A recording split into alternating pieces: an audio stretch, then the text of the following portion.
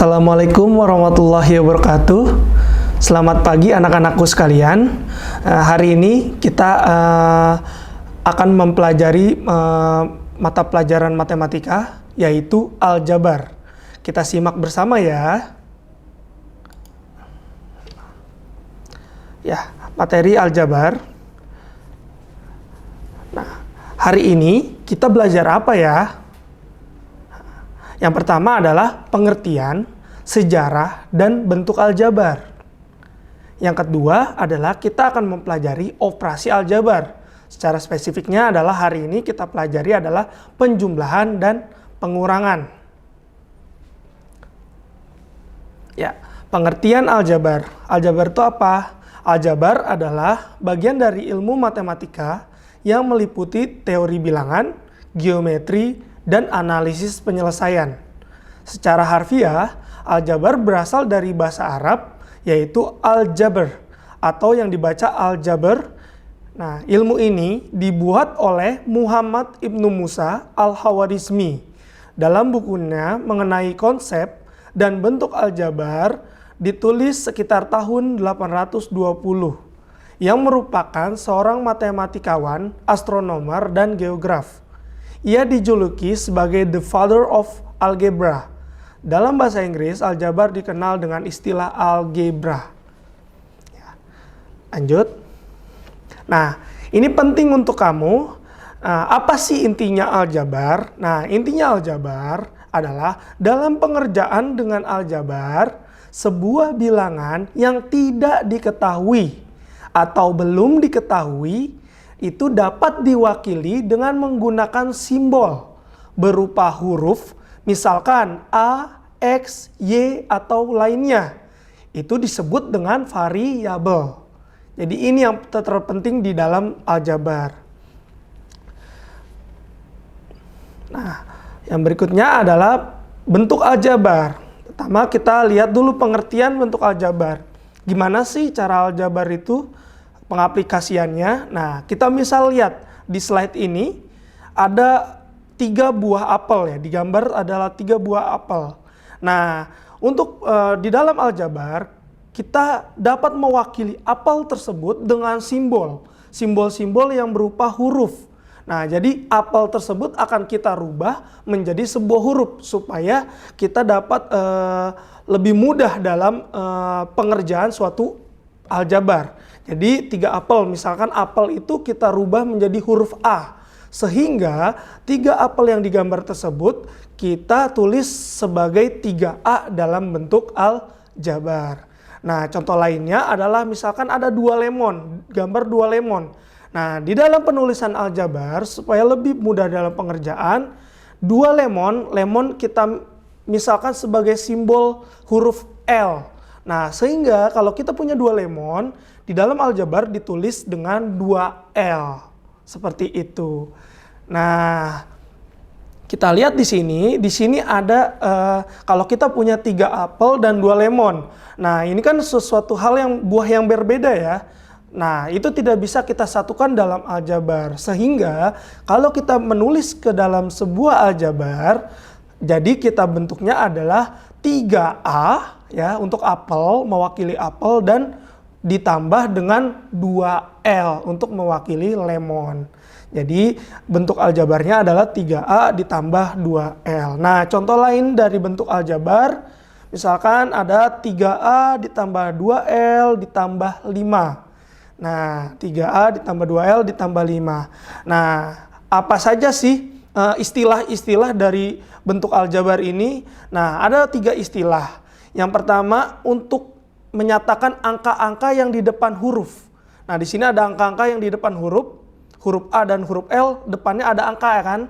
Nah, angka ini yang di depan huruf disebut apa? Disebut koefisien.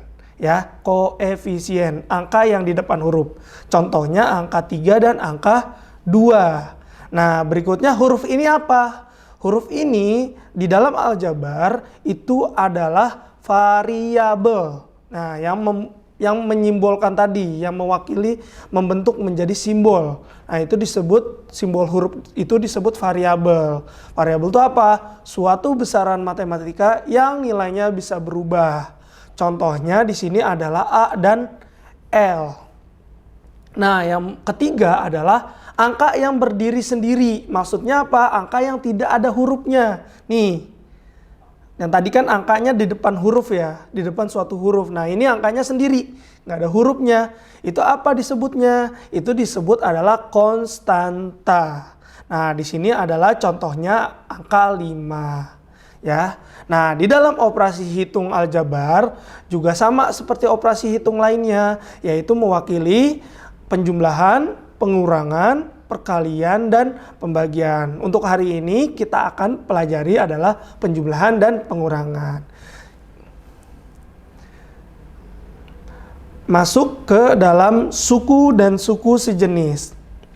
Apa sih suku? Nah, suku adalah variabel beserta koefisiennya atau konstanta pada bentuk aljabar yang dipisahkan oleh operasi jumlah atau selisih. Nah, yang tadi 3A itu adalah suku. Nah, di sini juga contoh-contohnya 4X. Nah, itu satu suku ya, disebutnya 4X. Terus Y juga di sini adalah suku. 8 ini konstanta kan? Konstanta pun juga disebut suku. Ataupun yang banyak seperti ini, yaitu 2P pangkat 4 Q pangkat 7 itu juga disebut sebagai suku. Nah, di dalam suku-suku itu ada suku-suku yang sejenis. Nah, kata kunci dari suku yang sejenis apa? Suku yang sejenis kata kuncinya adalah variabelnya sama. Walaupun koefisiennya beda ya. Tapi yang asalkan variabelnya sama. Nah, maksud variabel tadi apa? Huruf ya. Berarti hurufnya yang sama.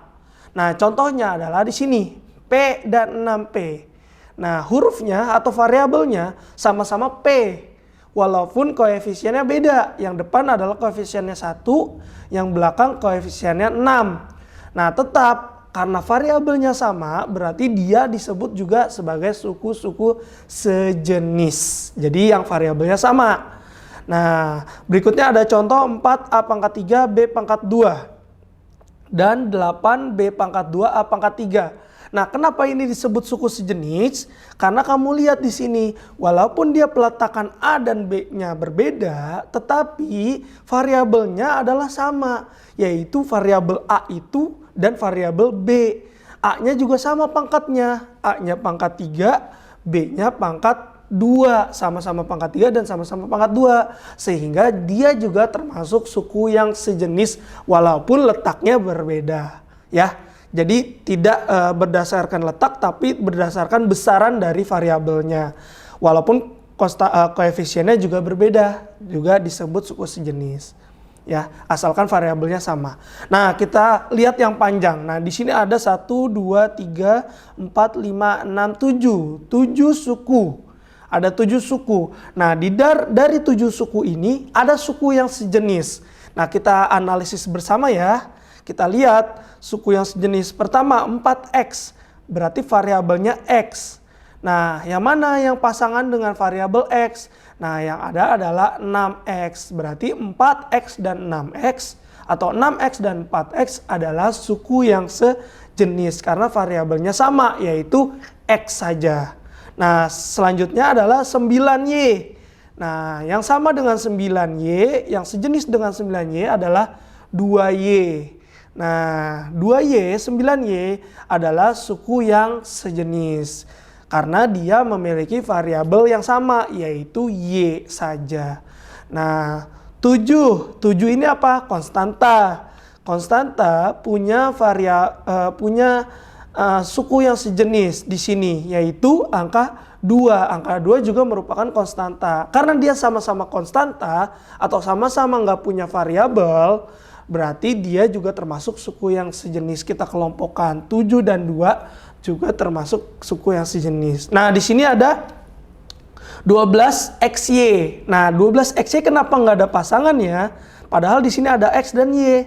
Kenapa? Karena di sini variabelnya memuat X dan memuat Y secara bersamaan. Sedangkan teman-temannya itu di sini hanya X saja nih yang 4. Yang 9 hanya Y saja.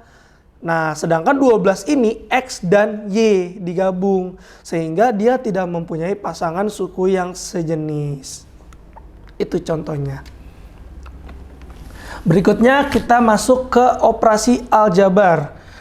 Penjumlahan. Di dalam penjumlahan ya. Nah, pada dasarnya waktu kamu di bangku sekolah dasar SD, kamu sebenarnya udah tahu, udah mempelajari aljabar. Tetapi belum diberitahu spesifik bahwa ini aljabar. Nah, Bapak akan membahas ulang waktu SD kamu dulu. Jadi ini adalah permasalahan pada saat kamu SD.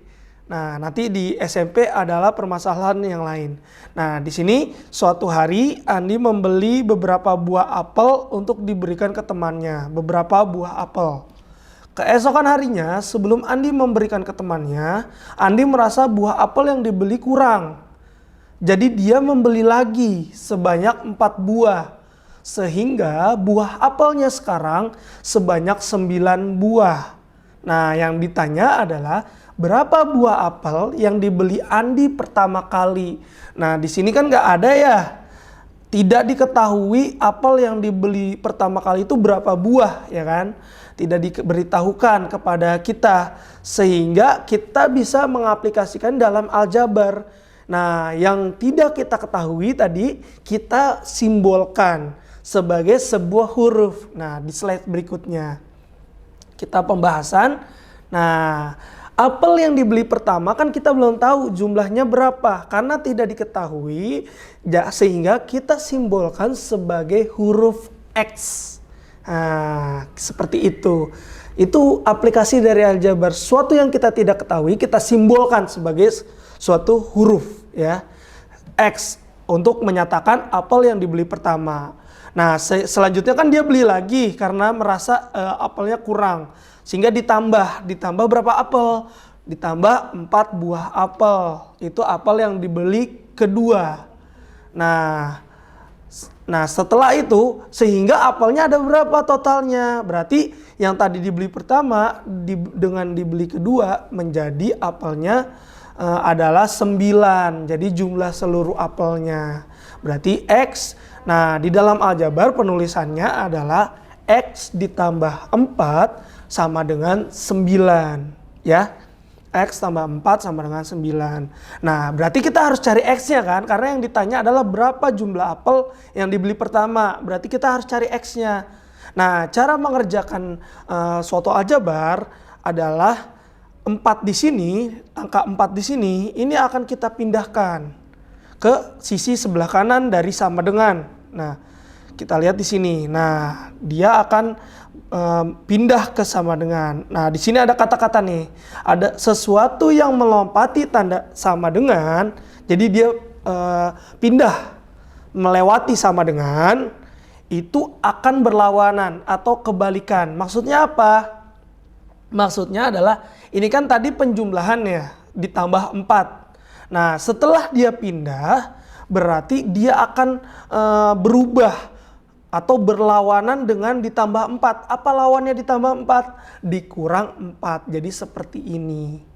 Jadi yang di sebelah kiri masih X, 4-nya yang pindah ke sebelah kanan. Sehingga dari ditambah 4 karena dia pindah ke kanan, dia menjadi dikurang 4. Ya, dia menjadi dikurang 4 sehingga 9 dikurang 4 berapa? 5. Oleh karena itu yang ditanya adalah berapa apel yang dibeli pada saat pertama kali, yaitu 5 buah apel. Gitu ya. Kita masuk ke dalam operasi aljabar yang pengurangan. Sekarang pengurangan. Nah, permasalahannya adalah suatu hari ibu membeli beberapa roti. Kita belum tahu jumlahnya. Nah, ibu membagikan 3 buah roti kepada si Anggun. Sehingga rotinya sisanya adalah 7 buah. Nah, berapa roti yang dibeli ibu? Nah, kita nggak tahu roti yang dibeli ibu kan. Karena tidak diketahui dalam aljabar bisa kita apakan? kita simbolkan ya dalam suatu huruf. Nah, kita simbolkan dalam suatu huruf, misalkan huruf Y. Kita masuk ke pembahasan. Berarti di sini adalah Y.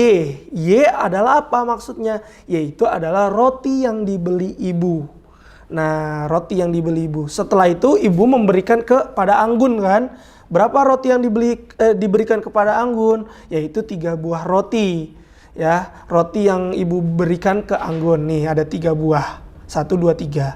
Nah, sehingga rotinya sisanya berapa? Sisanya tinggal 7 buah. Ini adalah sisa roti. Berarti Y dikurang dari 3 roti sama dengan 7 roti ya. Sehingga kalau dalam penulisan aljabar kita tulis sebagai Y dikurang 3 sama dengan 7. Nah, yang kita cari kan adalah nilai dari Y-nya ya, atau nilai dari roti yang dibeli ibu ada berapa. Nah, sehingga kita apakan 3 ini? Kita pindahkan yang seperti sebelumnya. Kita pindahkan ke sisi sebelah kanan. Karena dia melewati tanda sama dengan, ya berarti berlawanan atau kebalikan. Kebalikan dari dikurang 3 apa? Yaitu ditambah 3. Jadinya seperti ini. Karena dia pindah dari pengurangan menjadi penjumlahan. Jadi Y sama dengan 7 ditambah 3. Berapa hasilnya? 10. Berarti 10 ini apa? 10 ini adalah roti yang dibeli ibu. Ada 10 buah. Oke? Nah, kita masuk ke contoh soal-soal dalam aljabar. Nah, di sini biasanya soalnya adalah sederhanakan bentuk aljabar berikut. Nah, yang A adalah 4B ditambah 2B. Nah, kita disuruh menyederhanakan. Nah, sebelum kita menyederhanakannya, kamu lihat 4B dan 2B itu suku yang sejenis atau tidak. Nah, tadi yang suku sejenis apa? Yang sama variabelnya. Apakah ini sama variabel? Sama, yaitu sama-sama B ya. Karena dia sama-sama B, variabelnya sama-sama B, sehingga kita bisa mengoperasikannya. Jadi di dalam aljabar, kalau mau operasi penjumlahan dan pengurangan, syaratnya adalah sukunya harus sejenis atau hurufnya harus sama. Ya, karena ini hurufnya sama, berarti kita bisa tambahin atau kita bisa jumlahkan. Nah, ilustrasinya adalah B ini kita anggap sebagai belimbing. Berarti 4 buah belimbing ditambah 2 buah belimbing kan berarti sama-sama belimbing ya. Berarti kita bisa satukan menjadi 6 belimbing. Jadi dapat ditulis dalam bentuk aljabar 4B ditambah 2B adalah 4 ditambah 2B. Yaitu 4 tambah 2 adalah 6. Sehingga jawabannya adalah 6B. Jadi 4B tambah 2B adalah 6B. Ya. Contoh berikutnya. 7M dikurang 2M, 7M ditambah 2M dikurang 4M. Nah, di dalam aljabar kita ilustrasikan. M ini sebagai buah mangga. Jadi 7 mangga ditambah 2 mangga dikurang 4 mangga. Totalnya jadi berapa mangganya? Nah, jadi 5. Kenapa kita bisa jadi 5 mangga? Karena variabelnya atau sukunya adalah sejenis, yaitu sama-sama hurufnya adalah M. Karena dia sama-sama M, sehingga bisa kita jumlahkan dan bisa kita kurangkan. Nah, sehingga kalau di dalam aljabar dapat ditulis adalah 7 ditambah 2 dikurang 4M. Yaitu hasilnya adalah 5M. Jadi jawaban dari 7M ditambah 2M dikurang 4M adalah 5M. Ya, kita masuk ke contoh berikutnya. Nah, ada contoh yang lainnya. Yaitu ada 2 variabel di sini. Yaitu, Bapak bacakan soalnya adalah 9P ditambah 8Q dikurang 2Q ditambah 5P. Nah, supaya kamu mempermudah dalam kamu menghitung suatu aljabar ini, karena penghitungan aljabar kan harus sejenis ya, harus suku yang sama atau sama hurufnya baru bisa dijumlahin. Nah ini kan ada P ada Q. Berarti biar lebih mudah kita gabungkan dulu yang P dengan yang P, yang Q dengan yang Q. Nah yang P adalah 9P nih dengan 5P. Berarti 9P ditambah 5P. Nah selanjutnya Q dengan Q. Nih ditambah 8Q dikurang 2Q. Baru bisa kita jumlahkan 9P ditambah 5P adalah 14P ya. Nah 8Q dikurang 2Q adalah 6Q. Nah di sini kan tadi suku sejenis dikelompokkan. Nah menghasilkan adalah hasil akhirnya 14P ditambah 16Q. Apakah bisa dijumlahkan lagi? Tidak bisa. Kenapa? Tidak bisa dioperasikan lagi karena bukan suku sejenis. Yang ini variabelnya P, yang satu lagi variabelnya Q. Sehingga beda jenisnya. Jadi udah tidak bisa ditambahkan lagi. Sehingga jawabannya ini saja. Jadi jawabannya adalah 14P ditambah 6Q. Kita masuk ke contoh lain. Nah, di sini ada 2 soal. Ya, sederhanakan bentuk aljabar berikut. Ada 12x pangkat 2 kurang 9x ditambah 6. Ditambah dengan dalam kurung negatif 7x pangkat 2 ditambah 8x dikurang 4. Nah, di sini ada ada operasi penjumlahan setelah dalam kurung, sebelum dalam kurung. Nah, seperti yang kamu ketahui pada saat operasi bilangan bulat, kalau tanda penjumlahan berpengaruh nggak ke masuk ke dalam kurungnya? Berpengaruh nggak ke dalam angka-angka yang di dalam kurung? Tidak ya. Jadi tidak berpengaruh atau tidak berubah. Sehingga tetap ini kita tulis 12x pangkat 2 dikurang 9x ditambah 6. Nah ini tidak berubah nih negatifnya. Tetap negatif 7x pangkat 2. Karena di sini penjumlahan. Ya, beda dengan pengurangan. Nanti pengurangan akan Bapak jelaskan. Nah, ini tanda tambah ya. Ini juga tanda tambah, tetap tanda tambah. Ditambah 8x. Ini tanda tambah. Ini tanda kurang. Menjadi tetap tanda kurang, yaitu dikurang 4. Jadinya 12x pangkat 2 dikurang 9x ditambah 6 dikurang 7x pangkat 2 ditambah 8x dikurang 4. Nah, seperti biasa, kita apakan dulu kalau dalam aljabar? Kita kelompokkan biar gampang. Biar mudah kita kelompokkan. Nah, suku sejenis dikelompokkan. Yang x pangkat 2 kita gabung dengan x pangkat 2. Jadinya 12x pangkat 2 dikurang 7x pangkat 2 nih. Nah, yang ada x kita kelompokkan dengan yang ada x. Yaitu negatif 9x ditambah 8x ya. Nah, yang 6 dan yang 4 konstanta juga kita kelompokkan. Kita kelompokkan berarti ditambah 6 dikurang 4. Nah, baru kita jumlahkan dan kita kurangkan. Nah, 12x pangkat 2 kurang 7x pangkat 2. Yang dikurang adalah angkanya saja, 12 kurang 7.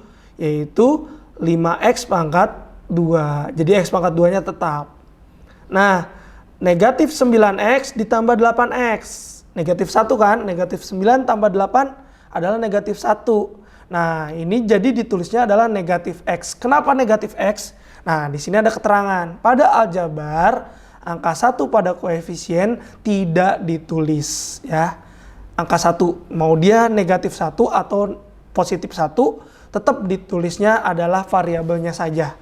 Jadi, ini adalah negatif X. Nah, 6 kurang 4. Positif 6 dikurang 4. Berarti positif 2. Sehingga ini udah bisa dijumlahin lagi nggak? Tidak bisa. Karena beda ya jenis-jenis sukunya. Yang ini X pangkat 2, yang ini X, yang ini konstanta. Jadi hasilnya ini aja. Jadi sehingga hasilnya adalah 5X pangkat 2 dikurang X ditambah 2. Nah, sekarang yang E. Nah, yang E di sini di tengah-tengah ada operasi pengurangan. Nah, kalau operasi pengurangan dia akan merubah tanda di dalam kurungnya. Seperti yang waktu kamu sebelumnya kurang dari positif 3. Nah, dia jadi negatif 3 kan. Nah, atau kurang dari negatif 2. Berarti negatif dengan negatif jadi positif. Nah, begitupun dengan aljabar. Aljabar sama. Nah, jadi seperti apa nih penulisan berikutnya? Penulisan berikutnya adalah ini tetap 9P dikurang 6Q tetap. Karena di depan gak ada tanda apa-apa. Nah, karena di sini pengurangan, nah ini positif kan 5P-nya, sehingga negatif dengan positif jadi apa? Jadi negatif, sehingga 5P-nya akan berubah jadi negatif 5P ya. Nah, di sini negatif 3Q. Karena di depan ada negatif sehingga akan berubah menjadi positif. Jadi positif berapa? Positif 3Q. Dari sebelumnya adalah negatif 3Q, karena depannya ada negatif jadi positif 3Q ya. Nah, setelah itu diapain? Kalau di dalam aljabar dikelompokkan. Kita kelompokkan yang P dengan yang P, yang Q dengan yang Q. Jadinya adalah 9P dikurang 5P. Nah, Q-nya dengan Q dikurang 6Q ditambah 3Q ya. Baru kita bisa operasikan. Operasikan angkanya saja. 9 dikurang 5 berapa? 4 ya, positif 4. Nah, ini negatif 6 ditambah 3 berarti negatif 3, sehingga hasilnya adalah 4P dikurang 3Q ya. 4P dikurang 3Q. Terima kasih. Ya, semoga kalian semua mengerti. Sekian dari Bapak. Wassalamualaikum warahmatullahi wabarakatuh.